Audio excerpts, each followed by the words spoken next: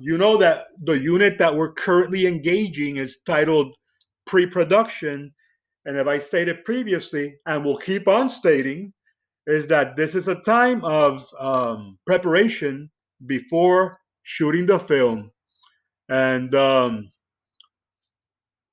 we do a lot of things during pre-production. Preparing for a film is something that is expected. Not preparing for a film, for shooting a film, is something that is unthinkable because many things are supposed to happen during pre-production. All the departments are firing, and all hands are on deck, and many people are doing a variety of different things to make sure that when the director says um, action, everything is where it's supposed to be. So one of the things we're going to be talking about today is what happens in regards to production design, which is the title of today's lesson. Production design is crucial. Production design is all encompassing and it's very important. So let's jump into what production design is all about. Let's see what this thing is. Okay. You know that movies are a visual media. So special attention to things that are going to be seen is crucial for the success of a film. And production design is going to deal with the visual arts and craft of cinematic storytelling. The look and style of a film is created in the imagination, like all art. All art is born in the imagination, and it requires artistry. It requires skill and artistic sensibility. So you want to get the best possible people, the most unique people to help you in this area. People that are going to be collaborating in regards to the look of the film, of course, is going to be the director, because the director's vision is the one that needs to be fulfilled. You're going to have the director of photography that is working very closely to the director and using the most important tool in cinematic endeavors, which is the camera. And you're going to be using the skills and knowledge of a production designer.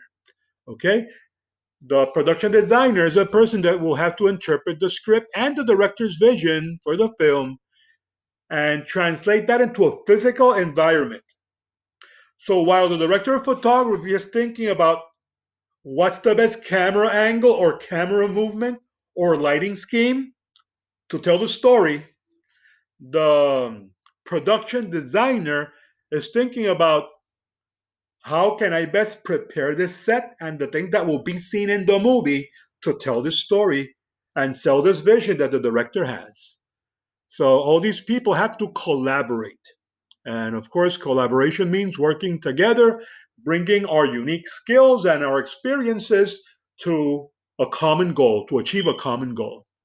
So, a good definition for production design would be that it's the creation and organization of the physical world surrounding a film story.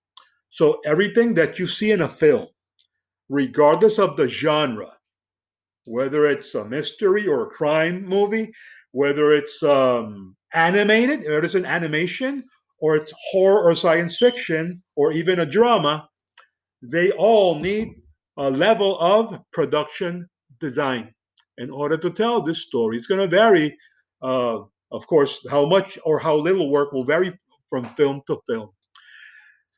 In some cases, the production designer is completely responsible for the overall look of the film. But in others, particularly in movies where you have directors with very strong visual sensibilities or styles, they might have to work less. There are directors that have very strong, distinctive styles. And you look at their movie and you know, oh, this has to be directed by this director. The first example that comes to my mind, a director that has a very strong visual style, would be Tim Burton. If you've seen movies such as Pee Wee Herman's Great Adventure, Beetlejuice, uh, Big Eyes, Sleepy Hollow, Mars Attack, Edward Scissorhands, Batman Returns. All these films have a very unique, and even The Corpse Bride.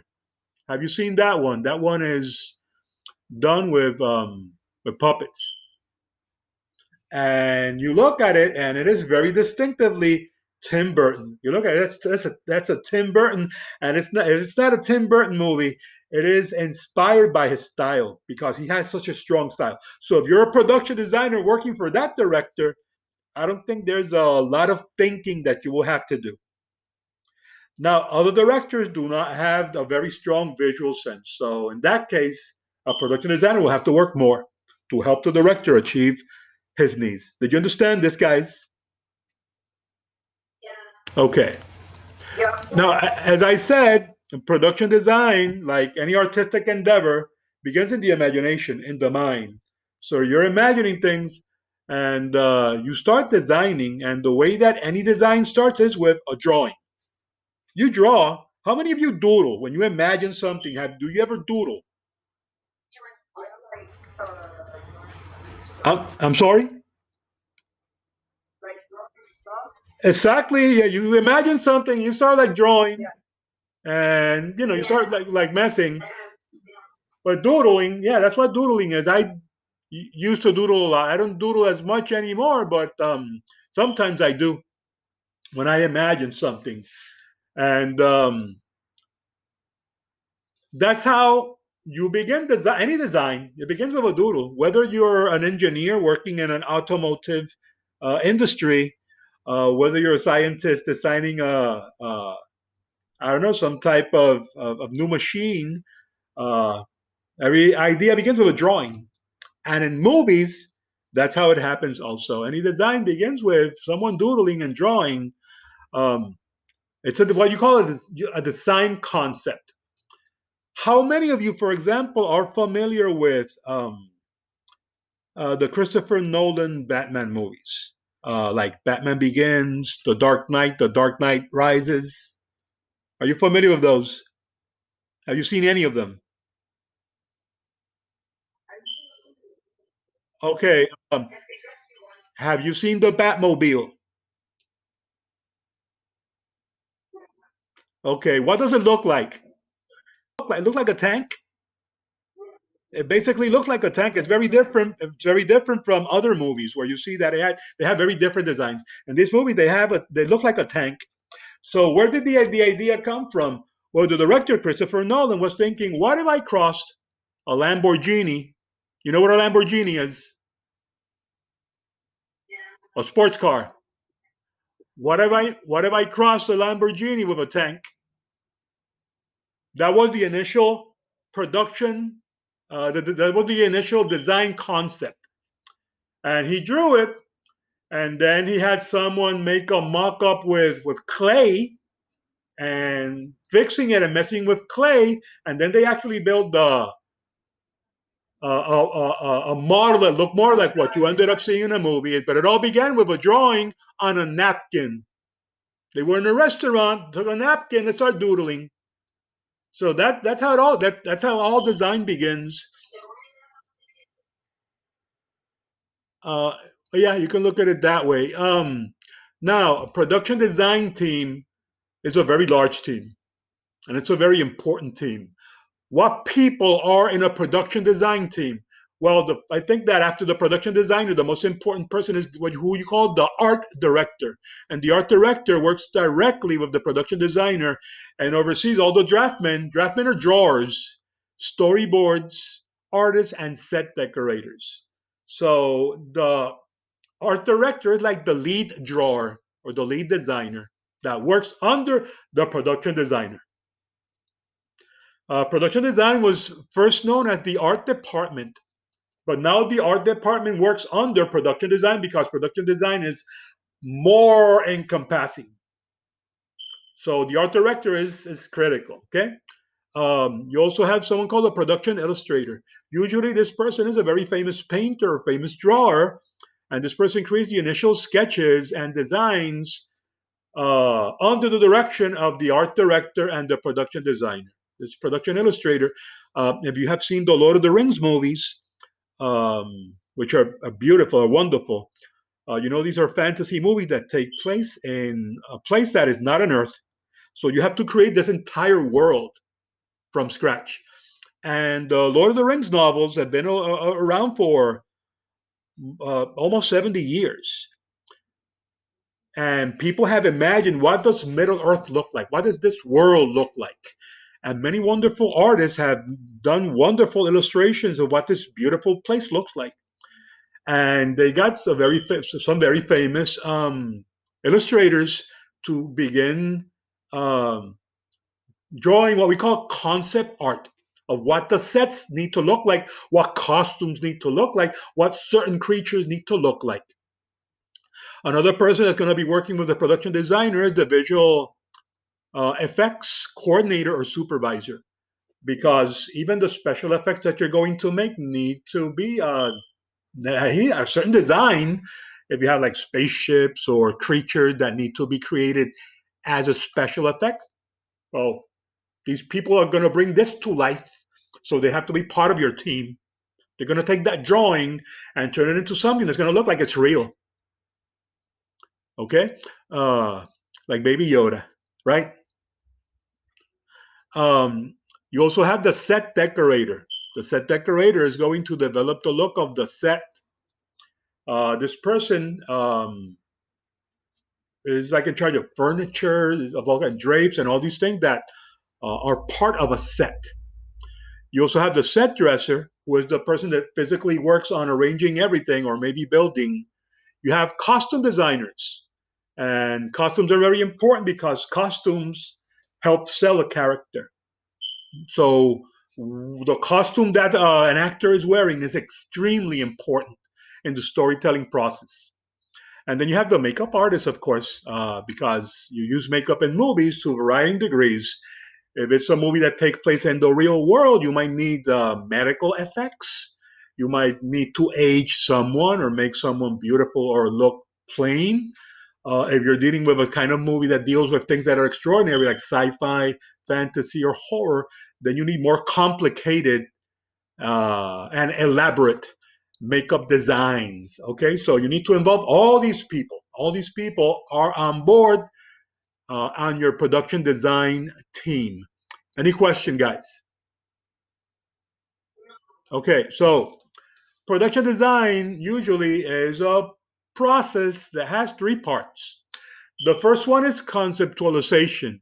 Concept. The concept are the ideas that you have. Each production design is going to begin with the production designer reading the script to determine the initial visual style, of course, in consultation with the director. And once this is done, they meet with the director and the cinematographer to agree on what the design should look like. Do you recognize those two people that you see there? Can somebody tell me who is that called? What's the name of the first one?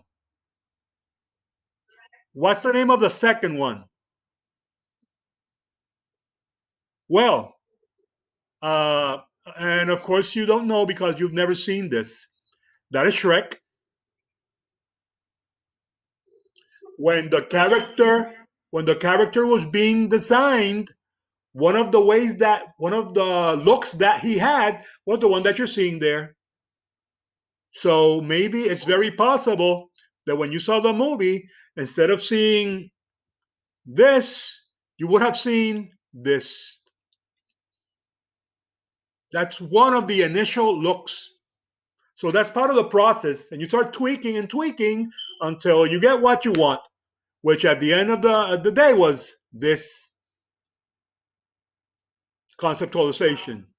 Yeah. In addition to that, you also do concept illustrations and mock-ups. A mock-up is like a model. You do all kinds of research to make sure that you end up with what you want. This is an illustration of a spaceship.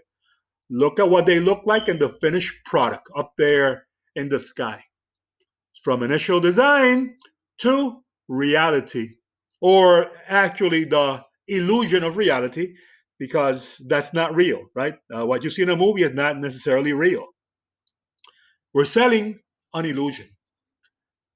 After you are dealing with these concepts, planning is engaged. Once you have the designs and they are approved and the director says, yes, that's exactly what I want, the production design team moves to the planning stage.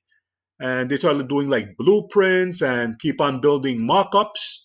Additional research is done to make sure that what you're doing is plausible. Plausible means that it could happen, at least theoretically happen, right? You also begin making blueprints for the constructions of the sets because you need to build sets. And the budgets and property lists are developed to ensure that this portion of production doesn't run over budget.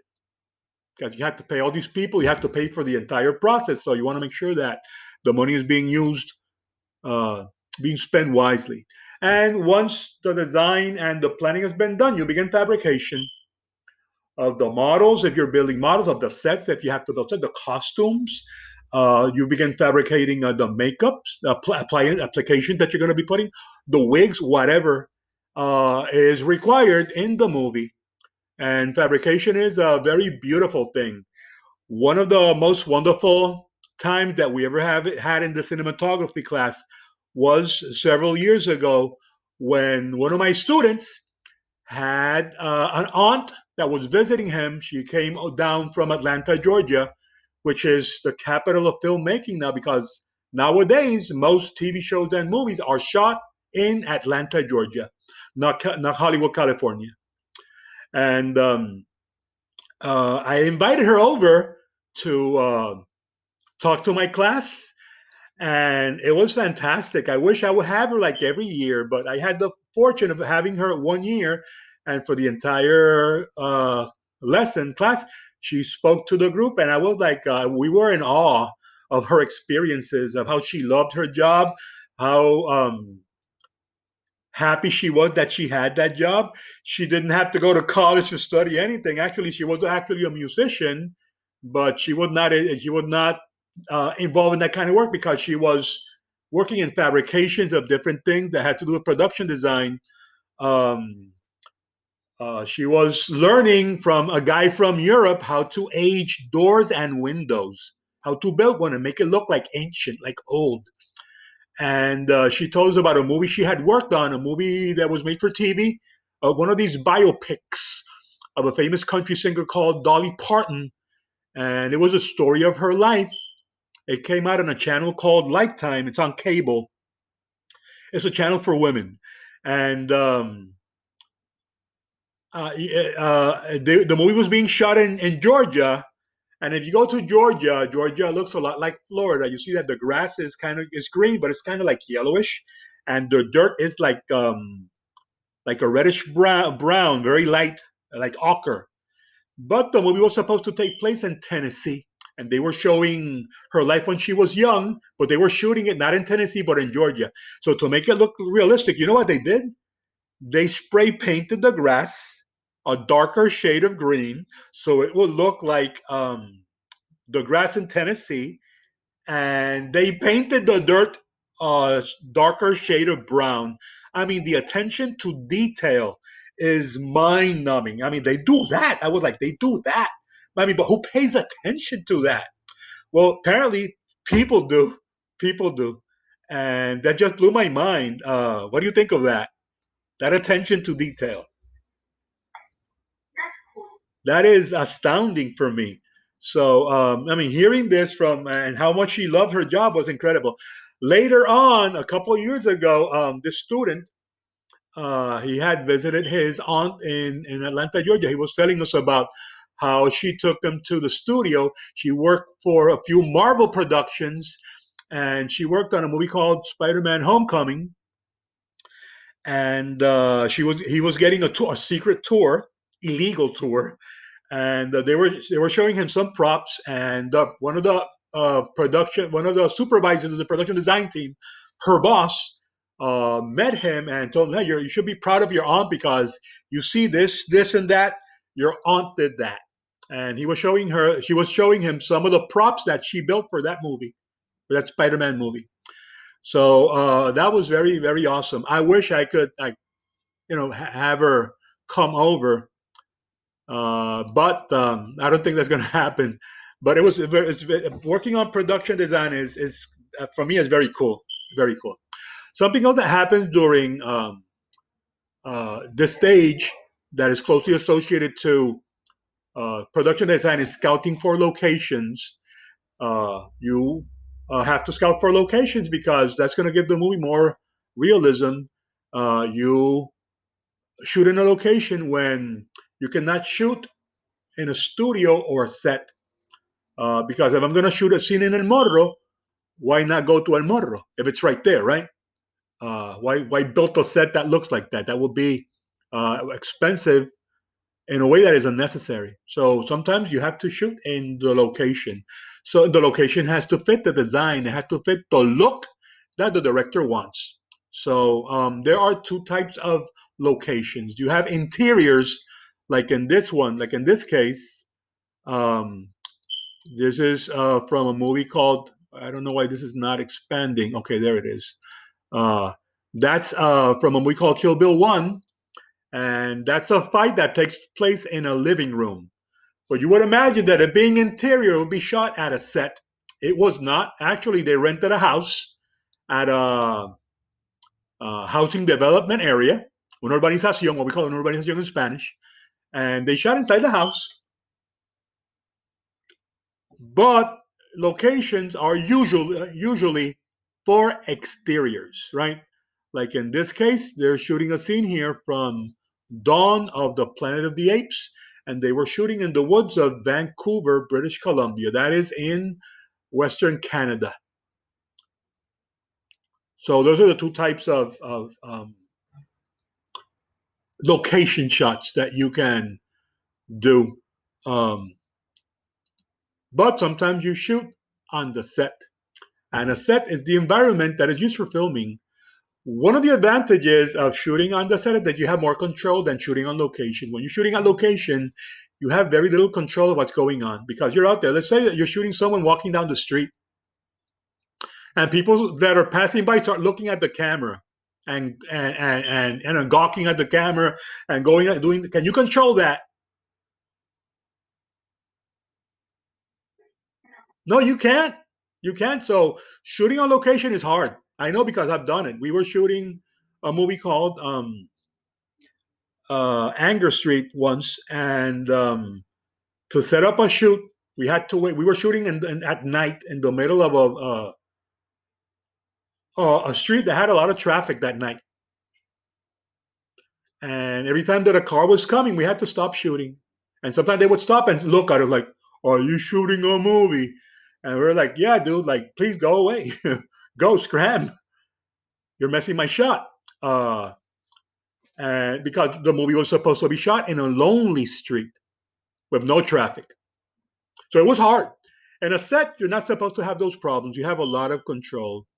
Um, when you have a set that is already ready for shooting, you call that a hot set.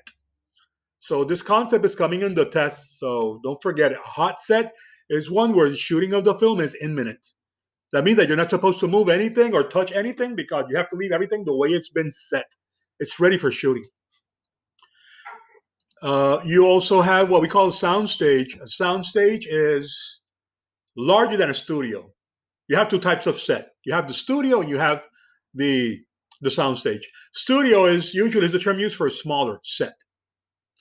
A soundstage is very big. It's large. Have you seen the hangars in Ramey? You know, Frovel, our school is in Ramey Air Force Base, what used to be the Air Force Base. And there are these huge hangars where airplanes go in. Have you seen them? Well, sound stages are like that. They're huge. They're just immense, immense, and they can hold many sets at a time. So those are also used. Um, Working in a set allows you more control of the environment, You don't need to travel. That's one of the advantages. When you're on location, you have to go wherever, whatever part of the world. You have to get on an airplane and get there. There was a show called Lost that they used to have on TV, a fantastic show. It was shot in Hawaii, but it was shot in a very remote area of Hawaii. So if you lived in California or wherever you live, you have to get on an airplane, fly to Hawaii, which is in the middle of the Pacific Ocean. And once you got there, go to the particular island, because Hawaii is not an island. Hawaii is a archipelago. It's a group of islands. And then get on a car and drive to that remote area. When it's a set, no travel, just go to the set. Everything's there. And um, working on a set allows you to create the environment exactly the way you want it, which is not necessarily what you have at a location. You have to, when you shoot a location, what you have is what you get. Lighting considerations are also important where you're shooting. You know that we're talking about lighting all the time. So lighting the set correctly is important. And that is also something that receives a lot of attention by the production design crew. And wardrobe, the costumes, aid in storytelling. Have you heard the term, the clothes make the man? That could be partially true. I can say that it is also partially true that the wardrobe, the costume makes the character. That's part of it. The other part is the performance, what the actor brings, but having a costume on goes a long way.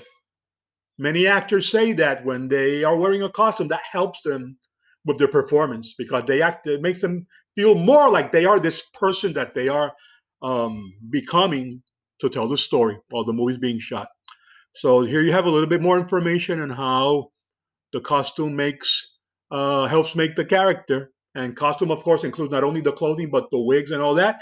This is from a movie called The Addams Family, and that is the character of Morticia Addams. And next to her, you see different designs. You can see them. What she's supposed to look like. This is the final product, right? That's Angelica Houston in the role, and these are the designs that were made before she was even hired. Okay, so all these things are meticulously planned. Guys, this is the final reshoot. It has to be uploaded as soon as possible to the LMS. And that will be it. In our next lesson, you are expected to have studied for the test and come prepared for a review. And uh, coming prepared for a review means that you have already studied and you're bringing your doubts, because I'm not going to sit here talking alone, like I'm talking to myself. We need to have interaction, and you will bring your doubts, and I will help alleviate those doubts. Okay. Question?